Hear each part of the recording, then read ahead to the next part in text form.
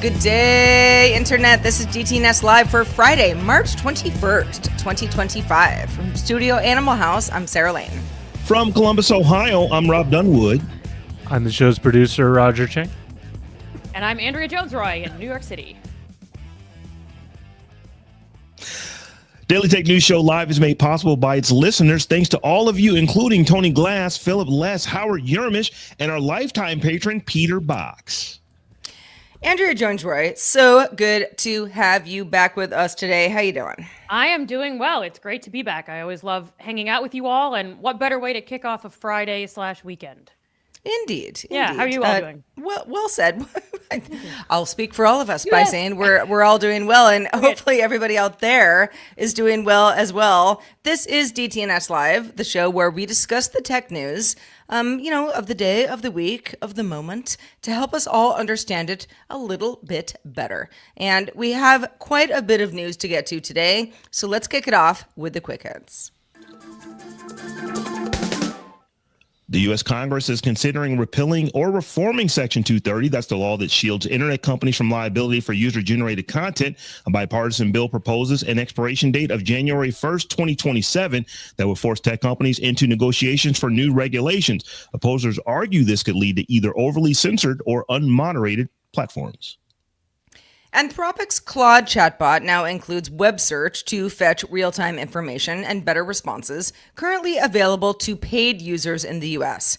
It can give citations for fact-checking. This is only with the Claude 3.7 Sonnet model for now, but expanding to free users and other countries soon.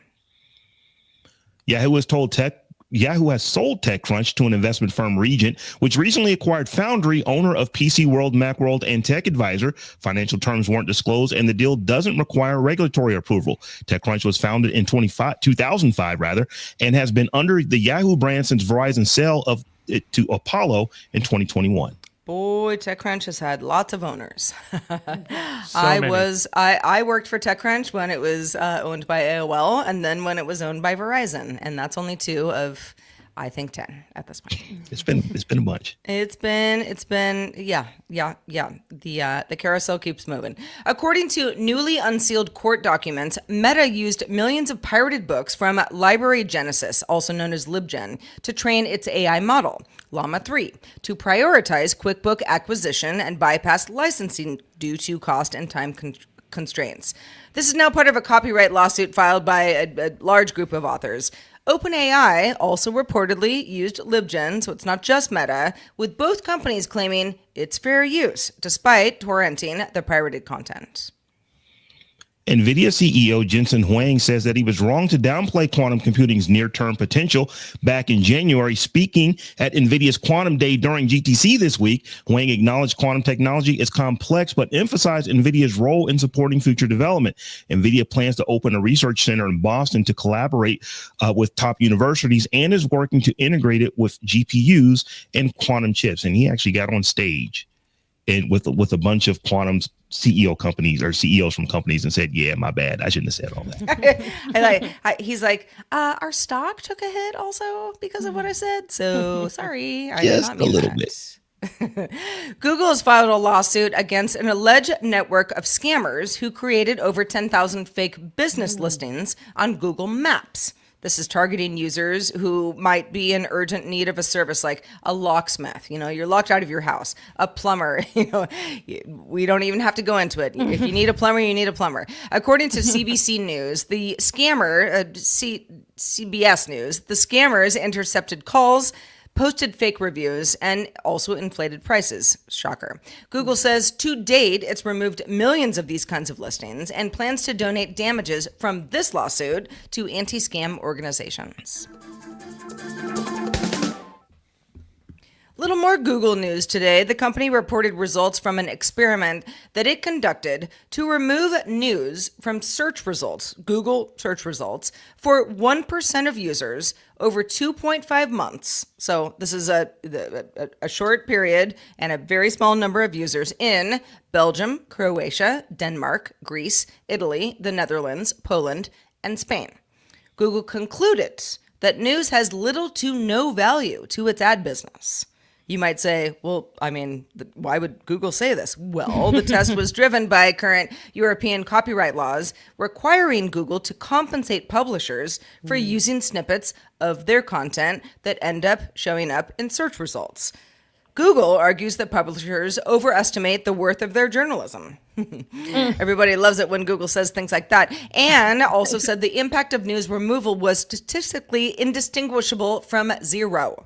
The company is highly likely to use these findings to strengthen its position in payment negotiations with European publishers, because that's what is going on here. Having already faced major antitrust fines in France in particular, including a penalty of more than $500 million over its copyright negotiation practices in the country. Well, Sarah, I just want to make sure I understand this. So Google ran a test, an internal test, a test itself that it ran. And the findings from the test was, you know what? We actually make so little money off of news that that is statistically indistinguishable from zero. The test they ran that ultimately will determine how much they have to pay news outlets if they have to pay news outlets. That just seems kind of it's so sus. It seems so sus. But I mean, let's just take it at face value, right? It's like Google says nobody clicks on news links when they search for a topic, or even a news item. If I search for American Airlines flight, like maybe there's something in the news, right? I'm trying to find out something about that. Google says, well, I'm, especially if I'm in one of the test countries and I'm one of the 1% who's being monitored, that I will not click on a news item in those search results. That is, I don't know. I don't think Google is correct here. I would love to. Yeah, go ahead. Yeah, I'm just, I'm kind of like, we've got, when you search on anything in Google at this point, it's like you have your main, you've got your shopping, you got your news, you got your video, and a variety of other ways that Google sort of like, what kind of thing are you looking for? I search in the news tab constantly. That's very much a thing that Google offers, and I can't imagine the company being like, no one does that, no one uses that. Well, and that's where because I'm the same way, Sarah, is I will go, often I'm looking up the news specifically, and that's what I'm going for. But I'm just wondering about how they chose these particular countries. And I'm not trying to be Captain Cynicism here, but maybe these are countries where Google is not widely used, or at least is not widely used for news purposes. Like, it doesn't seem like a quite random sampling of countries, and 1% is a very small percentage of people. And so I would want, kind of to Robb's summary of the study, I would want to know a little bit more about their methodology and some of the decision making behind all of this. Go ahead, I Roger. think this is. It's also like, I think it's a larger conversation about, how do we get our news? We talk about this a lot, right? I mean, just yesterday we were talking about the fact that especially people in the younger set use social media to get a lot of news. Is it the right news? I mean, it depends on who you are and who you're following. But Google's saying, hey, listen, media corporation, nobody clicks on your link anyway. You think you're way more interesting than you are. Nobody's doing that. It's like, well, then why is it in Google search results? Yeah. And I'll add, like, this seems to be a very common MO, whether it's Google or Meta when they're facing down the Australian government, or they're facing down the Canadian government, or when they're facing any government that has, plans in some way to kind of,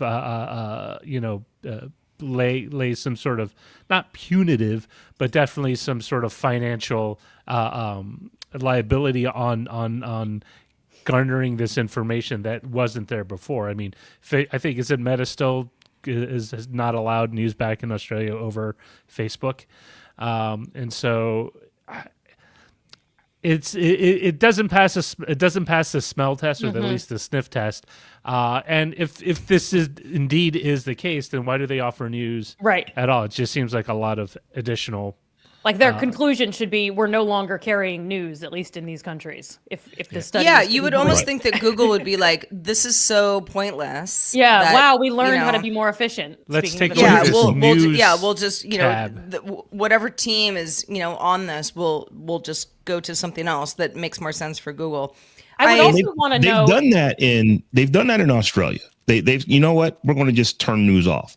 But when you think about Australia, although Australia is a whole country, it's not a lot of people. I mean, when we're talking about the European Union, I believe that's about 450 million people. All of Europe is like 760 million people. Those are very, very different numbers for Google. So although you may be saying that it's statistically indistinguishable from zero, I would imagine that that's still a lot of money. Yes. Also, yeah, off of and that. like, and when they say this goes back to the methodology complaint that you brought up, Andrea, and like, what news are you talking about? Are you talking about all the publications? Are you talking about just English language publications? Yeah. Or so and they eventually had a deal with Australia where they gave like a block amount, I think, with for that. I think Meta's still playing hardball on that, but I mean, Justin Robert Young said it best last year, and I think earlier this year, that the whole ad revenue model that these companies have relied on for so long is becoming more fractured, and you cannot harvest as much dollars as you used to per click than, say, 15, 20 years ago. And everyone is looking to see where they can shore up their business and at least get some money out of the content that they do.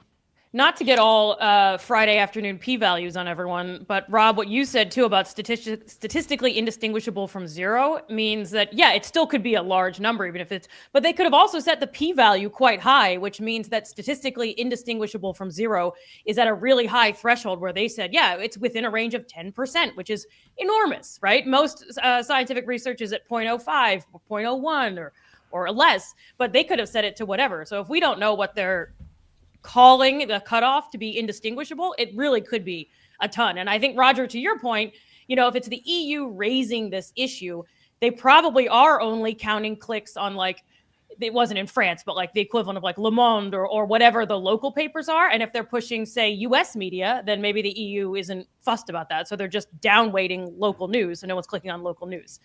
I don't trust it. I hate to not trust research, but boy, sus, I believe, is Sarah's assessment of it. And Yeah. I'm with you. Definitely seems like we really need to know the methodology. And this is a negotiation ploy. Google wants always to play something less than what they're going to be asked for. The EU and the countries, I shouldn't say the countries, the EU and the news outlets want to be paid more probably than something they're going to get from Google. So there will be a truth telling somewhere in the middle. But I'm really interested because the thing is in quote, statistically indistinguishable from zero. And if you took statistics, that can mean anything. It can literally mean anything. A+, yes. Yeah, and as with all things, there's a level of politicking in this, right? Because Google is not a European country. If this was a French or German or Dutch-based search engine that had this much power, I'm sure that the discussion would be a lot different, right? When Volkswagen has conversations with the EU government, it's done so with the understanding that VW is a German-based automobile company, different than, say, Toyota or GM or Ford, which is considered, an outside force. So with all things, it's a lot more complicated, but it also boils down to, where's the money at? I guarantee you this: if Google turned off, if they turned off pulling data in from these news outlets, somebody would immediately raise their hand and said, "Hey, I'll do that for $500 billion for as many people. 700, what is it? 700 I said $500 billion. I meant $500 million to 750 million people. I will sign up to do that. I guarantee you that there's another search engine that would step in immediately to get that traffic." Well, I was just going to say, anytime Google is we're talking about whether Google is really going to keep being dominant, is when I was living in China, we all had to Bing everything if we didn't want to go in through a VPN. So I'm open to let's try new search engines. Let's expand. Well, Rob, let's talk automotive. What is the latest in automotive safety kerfuffles? So, if we're looking at what's happening with just EVs in particular, the Drive reports that GM has shut down a dealership service that installed a third-party Apple CarPlay and Android Auto upgrade kit for its EVs, citing safety concerns and potential warranty issues. This follows GM's 2023 decision to remove smartphone mirroring from its EVs while retaining it in gas models. In response, White Automotive and Media Services developed a kit to restore the feature available only at LaFontaine Chevrolet in Michigan. Now, GM has ordered the dealership to stop offering it, and WAMS is discontinued the product, citing long-term viability concerns. And GM has not stated whether it will disable the already installed kit. So I read through this and I thought, it's like, man, they're going to have an issue here because people really like CarPlay, and people really also like Android Auto as well. But there is a problem for auto manufacturers. You are giving up enormous amounts of control when you allow a third-party platform to control what is happening inside of your vehicle. Basically, cars have turned into, from these big machines that guzzle gas into computers with wheels on them. So you want to control that experience. So I get why GM is doing what they're doing, but people really like CarPlay. And, some of the things I was just thinking about, like if I go get a rental car, I don't have to think about teach me how to use the infotainment system in here. I just pull my phone out and it just works. Same. It's just the same and it just works. Yeah. And that's going to kind of go away because it's not just GM this is a GM story in this story about this particular Chevy dealership in Michigan. But other car manufacturers are doing the same thing. They want to control the infotainment system and they do not want Google to control it. They definitely don't want Apple to control it. And I think that's going to be a lot of problems for a lot of people for a while. So this whole thing about GM saying, hey Sarah, if you buy one of our vehicles, we've got our whole system and we don't support CarPlay, and if you do that, in an aftermarket way, then we don't like that. We're not going to come after you necessarily, but whoever installed that for you, we're going to try to shut these third-party services down. I get why they would do that. I get it. It's we want to retain control of our the experience that you have when you're in one of our vehicles. I think this is a fool's game. I really do. There is not everybody uses CarPlay or Android Auto, or anything else. I mean, I'm not saying there's only a couple situations where this sort of smartphone connected to vehicle makes sense. However, in my car, I have a Volvo and it has its own, infotainment, everything, but CarPlay is just better. It's just the better experience. And, nothing wrong with my Volvo. Love you, Volvo. But it just works. As long as my phone is plugged in, because I don't have wireless charging in my Volvo because it's 2019. But that's a whole rant for another day. But they work. They work better. So, these manufacturers being like, let's make it harder for people to do this. It's not, no one's going to be happy about that. No one's going to like your product anymore. They're going to think that your car actually isn't as modern as it should be. It is a weird brand ego decision that's driving this, because I understand they want to control your experience and they don't want to rely on these third party, but you're actively making your product worse. Wouldn't you want drivers and people in the car to be like, wow, what a seamless, easy, wonderful experience? Or at least have the option. Right? Yeah. Or it's if I were running a restaurant, which luckily for everyone I'm not, it's I don't want to have the best chairs because I'm going to make my own chairs, but I don't really know how to make chairs because I'm a restaurant. It's just the same kind of let it go. Let them just have the version that they want and make it a better product. There are so many ways to make money off an automobile other than just selling it, right? GM for the longest time, their biggest earner was their car loan arm, right? The people That's right. GMAC. GMAC. And one of the things with in-car entertainment, and we've discussed this before, is it's just a font of information, right? Just where you drive, how long you drive, what you're listening to, all that stuff. And in an age where data itself is becoming a commodity, you're sort of like, well, why are we leaving this up to a third party? Why aren't we owning this so we could leverage the money as well? It's like going back to your restaurant, like McDonald's decided to go with, well, they do. A lot of fast food restaurants go with like PepsiCo or Coca-Cola. But Coca-Cola's ad pitch to other restaurateurs is, why are you going with Pepsi? They own KFC. They own... they pizza, they own all these competitors to you, and they're selling you your beverage. Who would want that? So in a way, it's just like, I think the car companies are kind of feeling the squeeze from all directions. And it's like, oh, this is one more thing that we could be making money off of. Let's not lose that too. I mean, I guess I should be more skeptical of sort of the CarPlays and the Spotifys and all of that of the world, given what we were just talking about Google. But isn't there some kind of profit sharing they could do, or data sharing, where it's like, okay, I'm going to let you run CarPlay in all my cars, and then you're going to share the insights of what are people listening to when they drive, what are the sorts of things that, I don't know, keep them in the car longer, or whatever it is that they creepily want to do with the data. Like, presumably they could still... that's why you hire a consultant, and that's where I use a phone rather than make my own. It's like, oh, they're better at this. We can both benefit. Like, it just seems like such a strange... I'm wondering if it's because for GM, it's weird to be the junior partner in that situation. I mean, if you look at the market cap between GM and Apple, Apple is by far a larger company, like by a huge margin. Yeah. And so it's one thing to say like, hey, it's Bob and Joe's, CarPlay, that they developed out of their garage. And then, okay, we'll negotiate something with you. It's another thing to go with a tech company that only looks at your business tangentially compared with the rest of their operating environment. So I would sign up for Bob and Joe's CarPlay this second if anyone wants to develop it, just so everybody knows. Go ahead. I didn't mean to cut you. Go ahead. You're right. Oh, I was just going to say, as someone who lives in New York City and rents a car about once a year, I'm mostly still stuck in the like, wow, I'm glad if my rental has Sirius XM. So I'm just learning a lot about what I could be listening to if I had a car.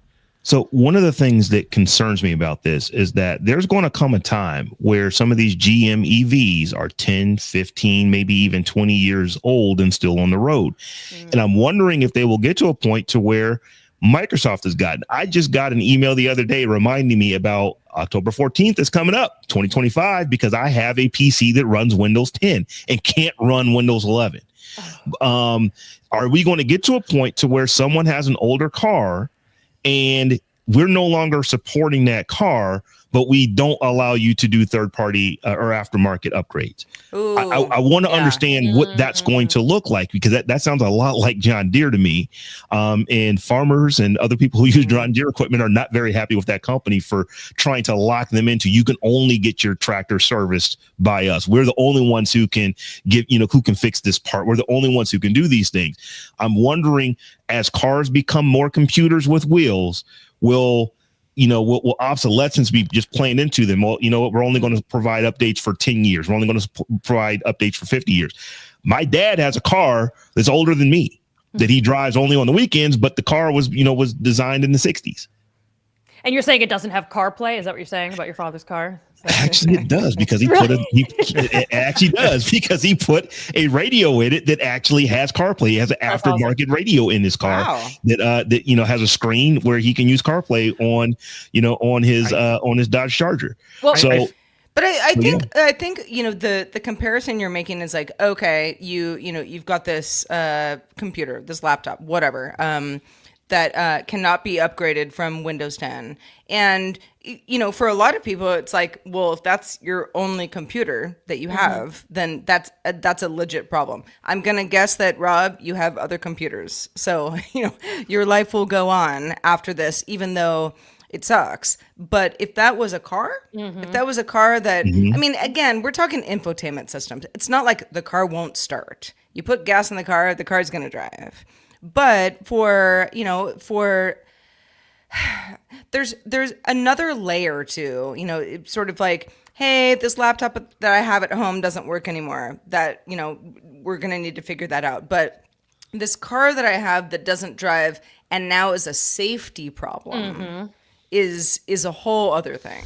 Yeah, which always kind of throws red flags in my way. It's like, why is this stuff integrated into the core operational functionality. All that should always be separate, like in my opinion, because there needs to be some level where the safety features aren't inherent to whatever you have on your dash.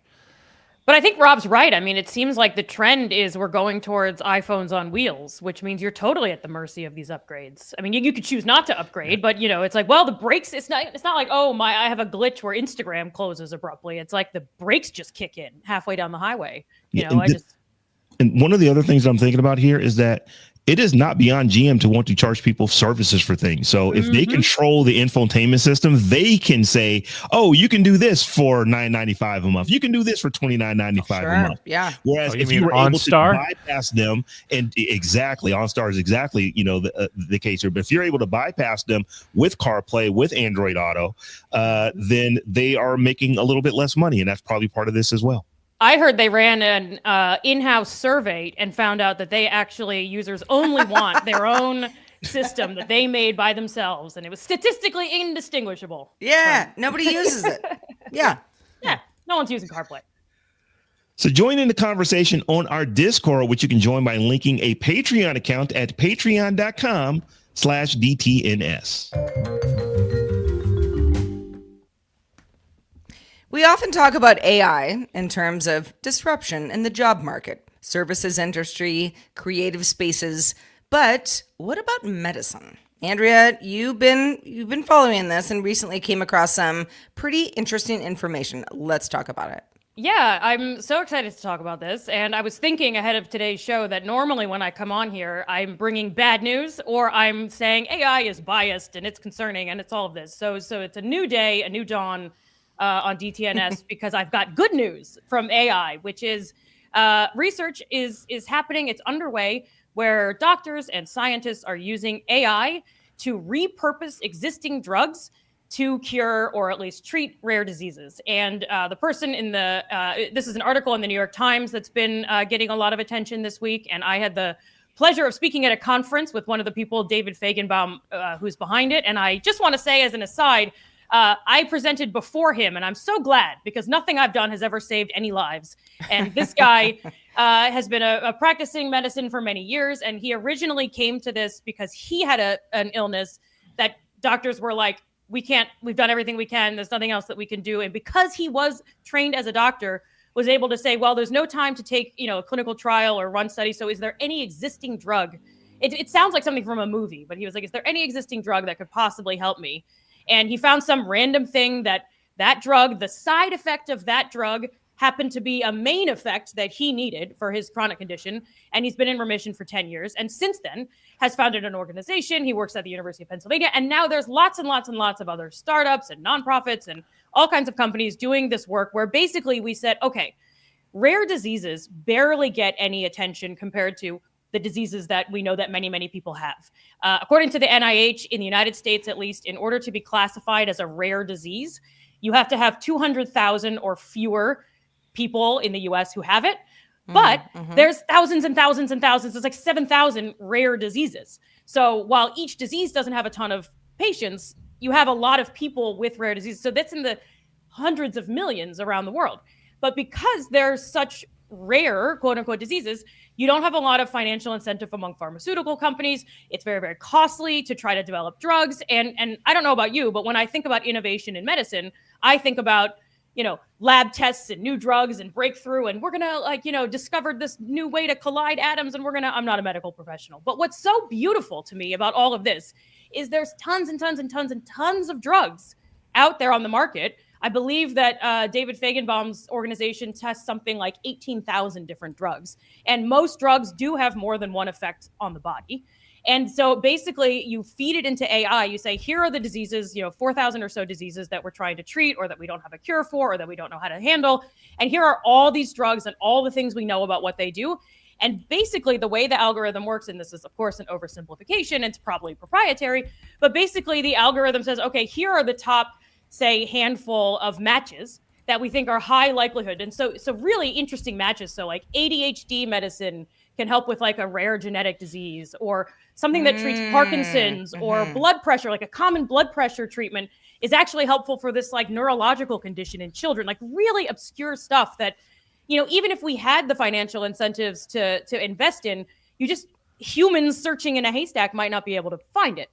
And so they have these matches, and then the algorithm spits out and says, okay, these are the likely ones. And then human doctors go through and they say, okay, here are the ones of those surprising matches. Here are the ones we think are the most promising.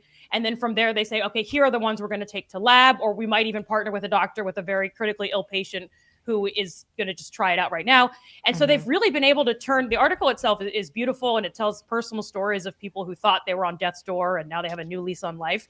But really, I wanted to bring it to this show because A, curing disease is great and saving lives is great. And B, I think, and I'm curious what you all think, I think it's such a great use of AI. I think this is the sort of thing that AI is amazing at. So it's pattern recognition, it's matching, it's sifting through tons and tons and tons and tons of data. It's data that's a lot, you know, I always talk about bias. It's a lot less biased than human generated data. So it's not data like, oh, I feel bad, or, oh, this person is sick. It's literally, you know, the temperature of these people. It's the symptoms. It's the this side is effects. what the medicine does. Yeah. So it's beautiful for that. And then because it goes through a human filter, that also helps me feel better about safety and efficacy. So I just feel like I don't know quite what that's a use case of, but that seems to me like how we should really be using AI to make discoveries in all kinds of different ways, not just with medicine. I don't know. I mean, you know, as you were describing this, Andrea, just talking about the like crazy amount of drugs, you know, pharmaceutical drugs that do something and are designed to do something for someone who needs it, but maybe in conjunction they do something else. Right. You know, for that, you know, second or third person or fourth person, or, you know, the list goes on, for that person who is, you know, we're all special snowflakes, right? We are all special snowflakes. Yeah. So, and even if you're a doctor who cares very, very deeply about this stuff, you aren't a computer. You can do some research and maybe be like, you know, in the, you know, you know, for the psoriasis community, I think I might have, you know, something here. But you can't do 18,000 different versions of this. That's where I think AI really shines. You can't do 18,000 different versions. It's, you know, in thousands, you know, many lifetimes you couldn't do. So AI shines in that. It's way faster, and it's probably combinations that we wouldn't think of, which might be, you know, I might say, oh, okay, someone has, you know, an issue with blood pressure, so let me check all the medications that have something to do with cardiovascular or blood pressure or something, when it's like, actually the magic was way, way, way over there for something for like a skin disease or whatever. I mean, and another example of this is that it's not just rare diseases, but sometimes it's levels of specificity that I think a human, again, we just wouldn't have time to do. So here's an example. This is from Dan Fagenbaum's organization. It's called everycure.org. They found a medication that's used for something else, and they found out that it might help verbal communication among some individuals with autism spectrum disorder who also have a vitamin deficiency. So that's such a specific, you know, autism is not, I don't know that that's characterized as a rare disease, but it's like you have ASD, you have, you know, issues with communication and verbalization, and you have a vitamin deficiency. I mean, what are the odds that anyone is ever even going to look at that subgroup? Totally. Right. Much less find you would focus on the autism part I and maybe not understand that, you know, there are other things that, you know, could be helpful. Yeah. Yeah. I mean, I'm just so often stressed about AI that I was just really excited to be like, oh, right. This is like a real accelerator in a lot of ways. And, you know, this is something that when we get outside of the medical field, because we're talking about people and lives, this kind of stuff happens all the time. And I'm being really facetious here, but it's like at some point somebody figured out, well, you know what, if we don't have any lighter fluid, we got some WD-40 over there. We probably could start a fire with that.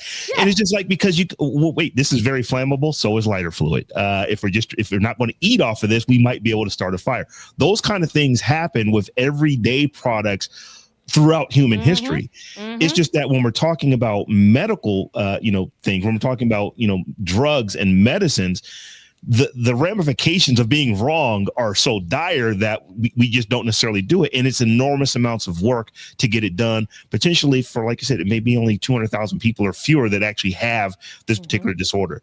So I'm all for this, because if there's one thing that we know that LLMs can do, they can match the heck out of stuff. They can pattern match very, very, very well.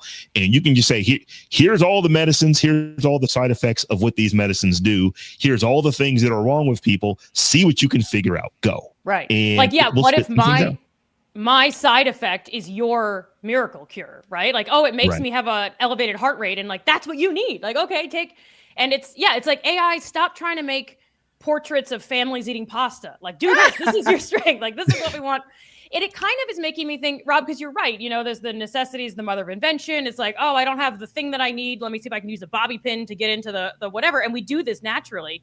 And it's a beautiful use of AI. And it also makes me think of, you know, I'm also perpetually stressed about recommendation systems. So Amazon, the Spotify, the YouTube, all of that, where it's like, stop giving me more of the thing that I'm already watching. How do I press the button to get the random stuff? I don't know if you guys remember Lighthouse, one of the early days of the internet. You could just click Lighthouse and it would send you to a random website on the internet. Oh, Obviously, yeah. it's very dangerous to do now. But something I love about this AI is it builds in like the beauty of random chance. Do you know what I mean? Where maybe Spotify's doing this or CarPlay or whatever, right? Where it's like, okay, I listen to nothing but Beatles, so you're just going to keep giving me Beatles and variants. But it's like every now and again, throw like Eminem in there or whatever, right? Just because who knows? So I just love the idea of integrating some randomness through AI, which tends to really be not so random as far as the user. Well, and that's a funny thing, because, you know, because we're in such the early days of AI in general, anytime there's anything that's like, whoa, the AI did something a little random. Uh-oh, robots taking over. You know, you get the people who are like, that's not right. That's not what a human would do. And I'm like, yes, it is. Yeah. We are nothing if not random. Yeah. Yeah. We humans here. I mean, the ways to get, you know, evolution and innovation are you either invent something brand new, which is costly and difficult and you know, years and years and years of clinical trial, or you combine two previously uncombined things. And that's like how evolution has. And I mean, along that way, it's like, especially when it comes to treatments and stuff, we tend to be victims of our own experience. So we tend to have very kind of tunnel vision, looking at like, well, oh, you have a blood condition. Let's look at all the drugs that we've used for blood conditions in the past. And that's I mean, it's a logical place to start, but because so much of this is based on the fact that LLMs are basically computers tasked with a specific thing, you can sort of speed up the entire process. So you can do those random things that if you were to do it as a person, you would just take a lot more time. And, you know, for a lot, especially if you're in the insurance industry, what you want is the highest probable percentage of success, rather than, well, do you really want to try to random chance it? Like, you know, for an LLM, it's like, well, I'm gonna put these in there. It doesn't matter. There's no confirmation bias, right in it. And that's where I think the human oversight, you know, I don't know, and I would be curious to know more about what that process looks like, because, you know, you are treading in dangerous territory potentially, but you're also dealing with patients who would probably otherwise die, right? You know, and one of the other things that's so tricky about or just not get better, or just not get better, But yet one of the especially tricky things about rare diseases, and I have a very cheerful episode coming out on my show about ALS data, which is that people who've been diagnosed with ALS, not only is it a rare disease, but you also only live for, you know, the average is 5 years from diagnosis. So, and in those 5 years, you're trying to live your life and you're taking care of your affairs and you're, you know, participating in your own clinical trials. And so the ability to test drugs is also very, very limited. So it's not just rare, it's that people maybe don't even have it for that long. So you can't even run trials if you wanted to. So the AI is kind of a help with that particular aspect of it as well, which is you just don't have the people to run the clinical trials. I'm thinking of the drug commercials that you will see for a new drug that's out, and the commercial's 30 seconds long. and it'll tell you 8 seconds about what the drug can do, and it'll be 22 seconds of the side effects. Yeah, So side it's pretty effects cool. includes heart attack and death. Yeah, premature death. I've actually heard that as a side effect for something back in the 90s before. But if you could take all those side effects and then match them up with, oh, this person actually needs this side effect. Right. That is a really, really cool thing that just people simply can't do. There's just not enough time in the day to try to go through every single drug and every single side effect for a drug and try to match it up with what someone may be ailing from.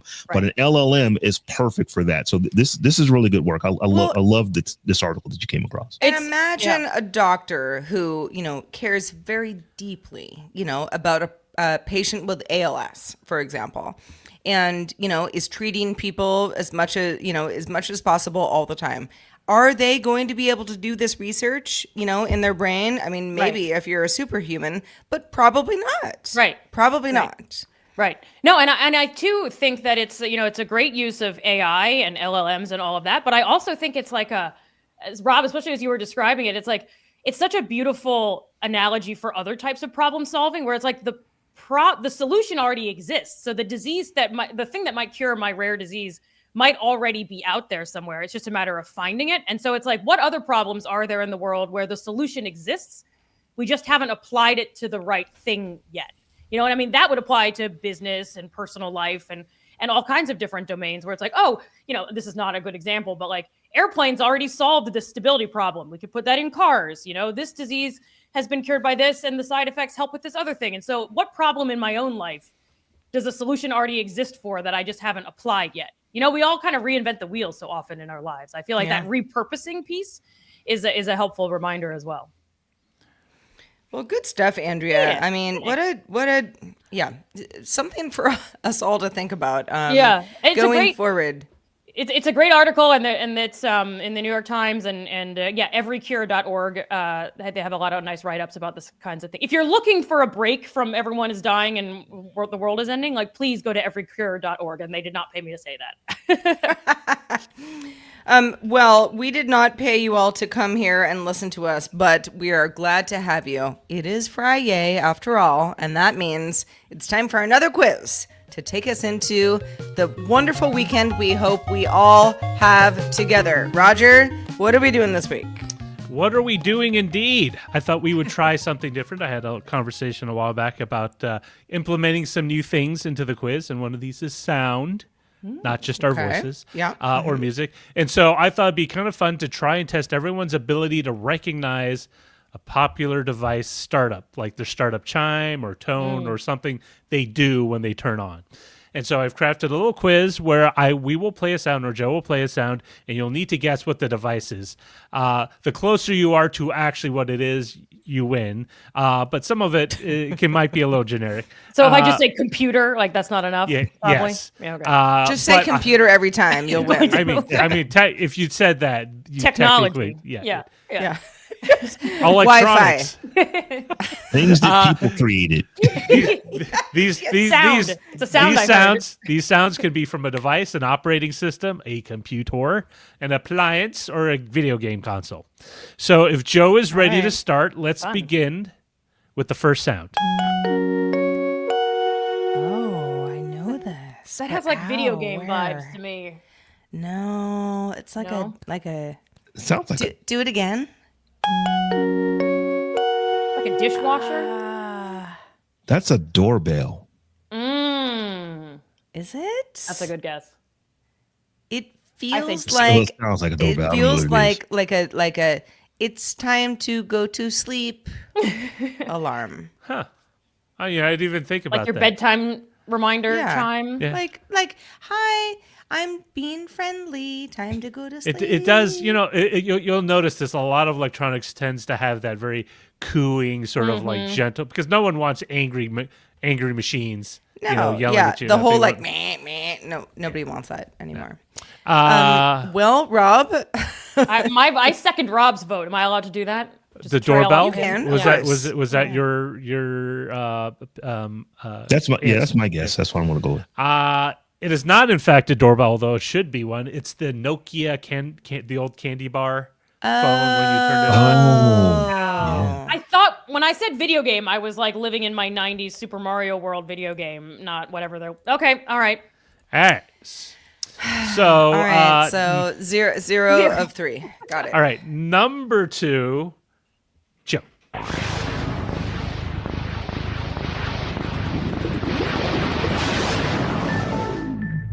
Goodness. Oh. That was like a Hans Zimmer suite. Do it again. Do it again. One more time.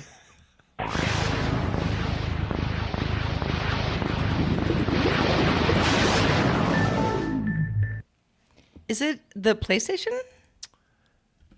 It is a video game console. It definitely sounds like a video game. It's a video So game. it's I not can the even hear the PlayStation. it's an actual Or you would have arcade said game yes. where I can hear the person hitting the buttons to try to basically clear this level, but I can't think the game. I'm going to go Defender. I know that's not right, but that's what I think. And then Andrea. I'm gonna do what's the video game where they fight each other? Does that narrow it down? think Mortal that's- Kombat. I'm Mortal going Mortal Kombat. I don't know. I have no idea. Close. Everyone's sort of it's the around the Xbox, edges. isn't It's it? the Xbox. It's Yes. the Xbox. The original Xbox. Because you were like, it's Ooh. not the PlayStation, it's another console. It's like, Well, yeah, I was trying I to- wonder what it is. So this is like the start sound of the. I never had. Yeah, when you Dad turn- nabbit. I when was you turn on the close. I original was X, close. the original one, the big black one that Bill Gates used to flog. Yeah, that was totally what it still sounds Oh, wow. like. The one. Yeah. All right. All right, this one's a little short. Joe.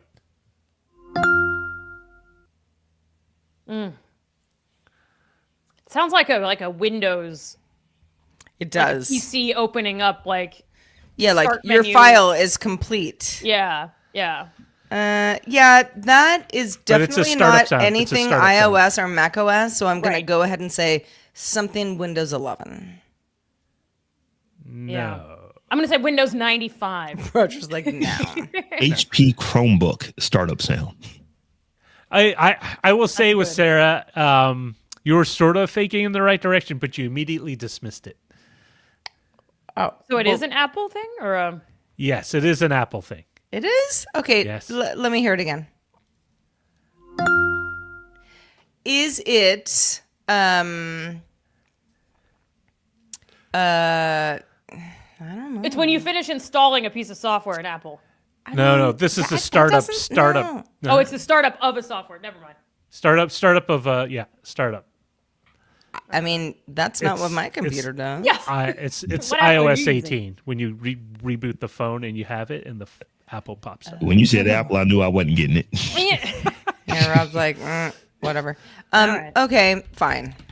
So nobody Humbling got that. experience. Yeah. All right, it's iOS okay. 18, I for sure have iOS 18 installed and have not heard that sound, but maybe I don't know.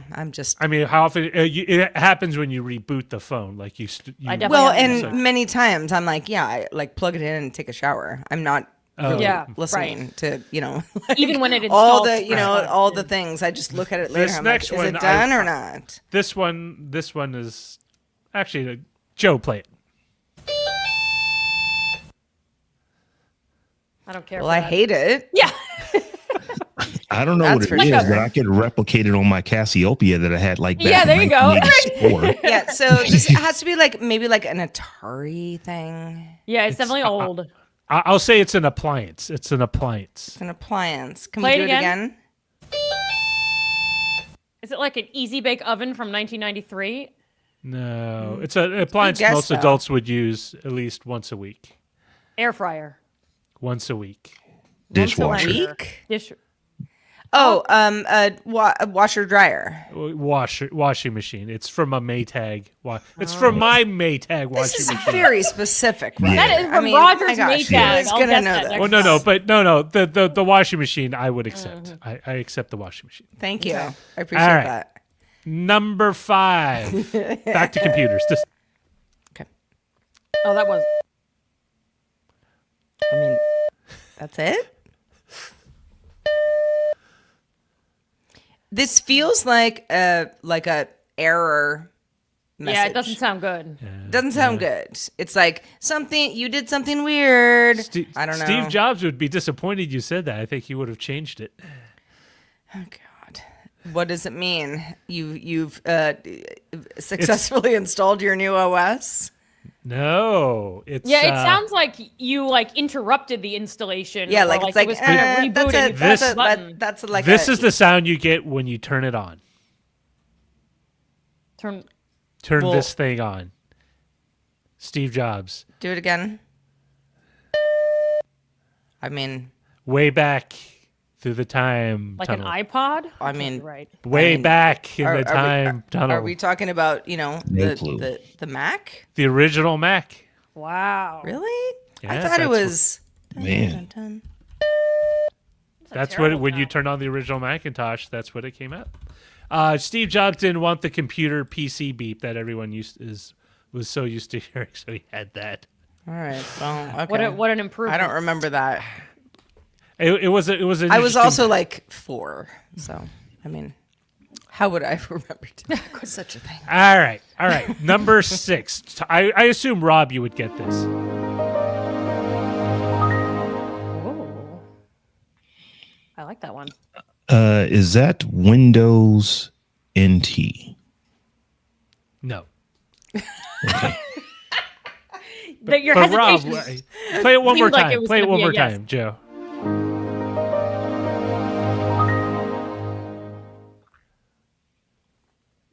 Is it an Android operating system? startup? Yes. Samsung Galaxy. You got it. Really? Whoa! Yeah. Which one? Okay, 4. Andrea. 4. you. But I would have accepted Samsung phone. Okay. So That's what it does every time you restart the phone. The That's 4. what they used to- They that's don't. what- They don't do that anymore. they, Yeah. they don't. They don't. Okay. I got it. I got it. They made it a lot less lengthy. All right. I I'm had still to find using things that Mac. were melodic that were long enough to play on the show. No, I get it, Roger. You got This is a good one. It's just All right. hard. All right. It's just hard. Yeah, we're just being very humbled. All right. Yeah. Number 7. Okay.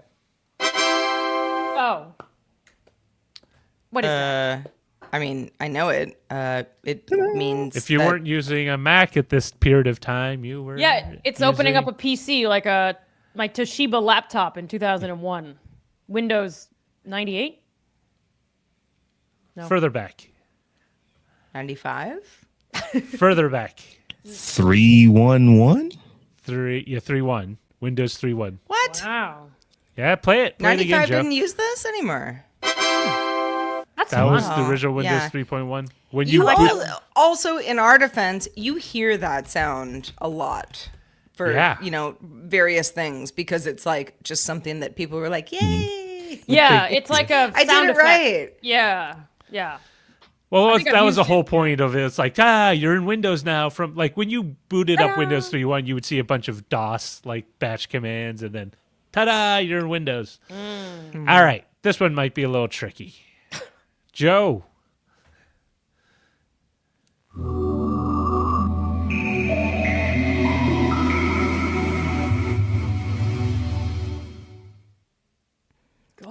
It's a forest Yeah, some kind of like air purifier. with a bubbling brook. I don't know. Is that I the have no idea JBL what this one soundbar is. startup sound? The company that made this was on the top floor of the office where we inhabited Tech TV. What? Wait, Oh, I know. no, remember Sarah? Sega. Yes, Sega. It's a Sega thing. What Genesis? is it though? It's a Dreamcast. I was gonna say that's not the Genesis. Oh, the I never had a Dreamcast. I never did either. All right, Dang and then it. All right. let's go to number 10 here because for some reason when I numbered these, Ooh, that. So this is okay. Let's listen one more time. Rob, you might know. Oh, I don't know. Windows 10, close. Windows 11. Yes. It is Windows 11. It's either Bravo. Windows 9 or Windows 11 Yeah. at this point. And all right, funny. number 11, Joe. Oh, Do that one more time. that's also Windows, isn't it? No. It's not. It is also Steve Jobs. Oh, not Steve Jobs, but a child of Steve Jobs. A child company. of Steve Jobs. I feel like I should know these things. Like that's like when you empty the It's another trash. Mac. That is the 1986 Ford Bronco's left turn signal sign. You are so close. You are so close. It is the Macintosh Quadra. All right. Yeah. All right. That was easy. Let's just skip ahead to number 13. This is the last one. Okay. This should be the easiest because most people have heard this at some point in their life. Uh-oh. Regular Mac OS turning on, recent Mac OS turning on. I don't know which one. It's so weird. Everyone's always picking the other.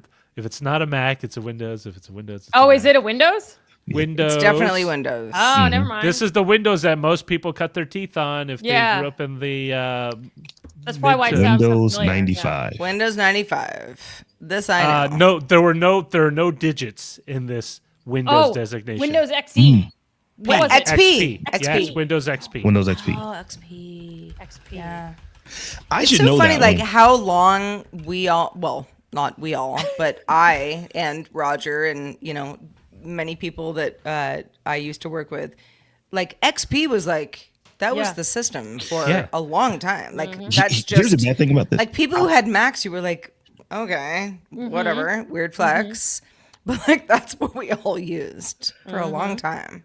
I actually have that on my phone right now, but it's just called Windows startup sound. That's awesome. And then there's also the Windows shutdown sound. There's the other one that goes, like that one is the up, and then there's the other one that goes down. I have both of those on my phones for notifications, and couldn't remember that it was XP. It is. I have a belief that you become ear blind in the same way you become nose blind to like the same interesting. scent. You hear the same thing over and over again, and you just sort of Yeah. out of your head. What's nose blind? Oh, you've never got nose blind where you smell something so often That you don't you don't notice it anymore. Actually, yes. Yeah. At my previous house, I lived amongst a bunch of bay trees, which are bay leaves. They're ha. No. What are you laughing at? I thought you said I lived amongst a bunch of babies, and I was like, No. I mean, maybe there were babies, but not my babies. But bay trees. But and they're a bay leaf is very aromatic. And when after living there for like a couple of months, I couldn't smell it anymore. But when someone would come to visit, they were like, "Oh my gosh, the bay leaves!" And I'm like, "Oh, There you go. Yeah. Nose there you blind. go, works out." So we're not doing sound 14. we can if we want. It might be tricky if you don't have one. Well, go ahead. now I Just wanna go hear ahead. it. Well, Just let's go play ahead. 14.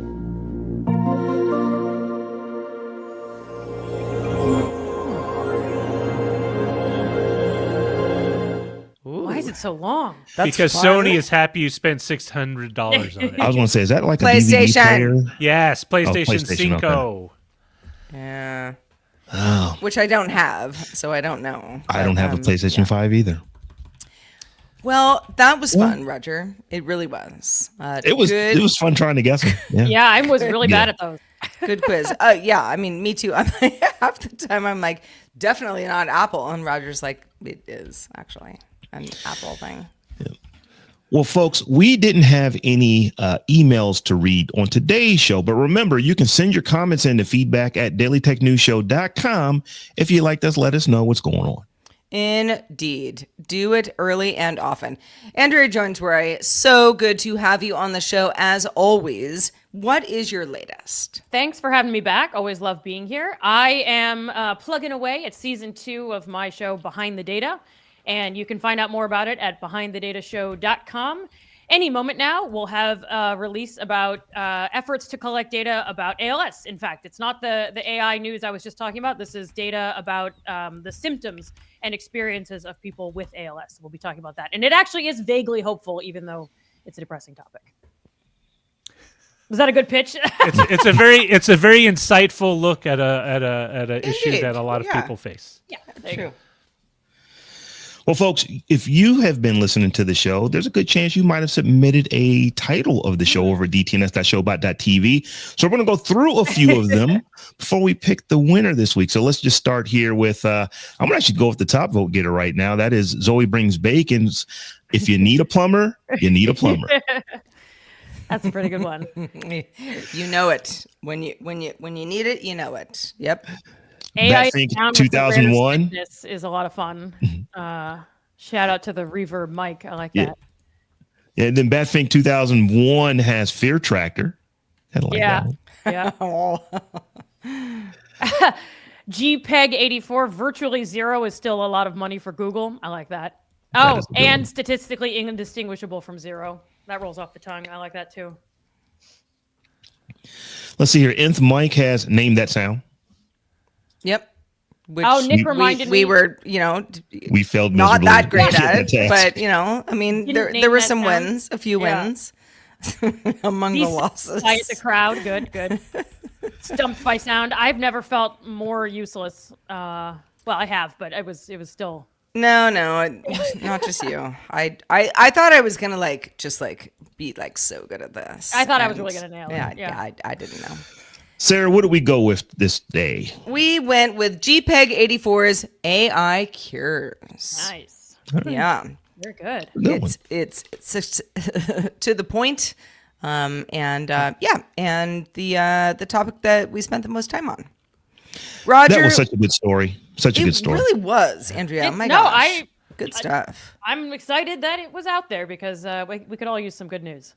Indeed, Roger. We got some people to thank, don't we? Yeah, I like to give a shout out to John on Patreon who gave us a raise, as well as C-Spawn who gave us a YouTube super chat. So awesome to both of you. And then everyone on Twitch supporting us as well. We got Morbius65 who resubscribed for 5 months at tier 1.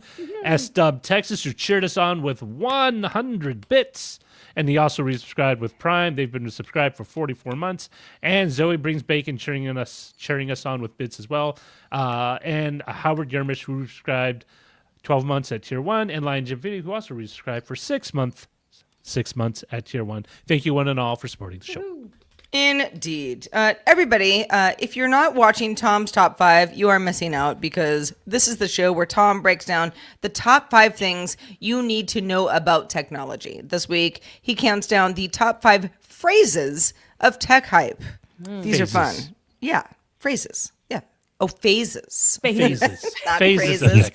They're phases, yes. And they make you sometimes say the word phrases. You can catch it at Daily Tech News Show on TikTok and Instagram and at youtube.com/Daily Tech News Show.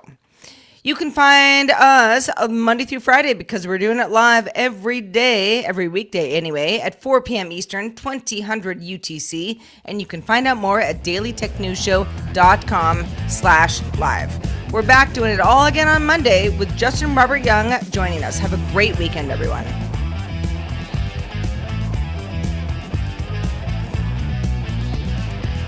This week's episodes of Daily Tech News Show Live were created by the following people. Producer and host, Sarah Lane. Host, Tom Merritt. Host, Robb Dunewood. Producer, Roger Chang.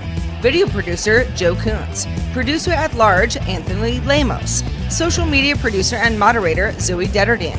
Our mods, Beatmaster, W. Scottus One, BioCow, Capt Kipper, Steve Guadarrama, Paul Reese, Matthew J. Stevens, aka Gadget Virtuoso, JD Galloway. Mod and video hosting by Dan Christensen.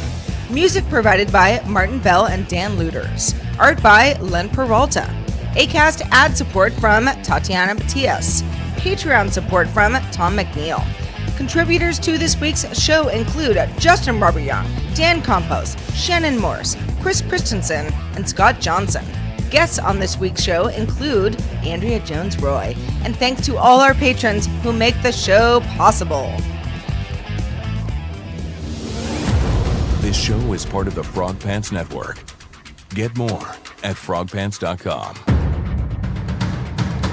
Diamond Club hopes you have enjoyed this program.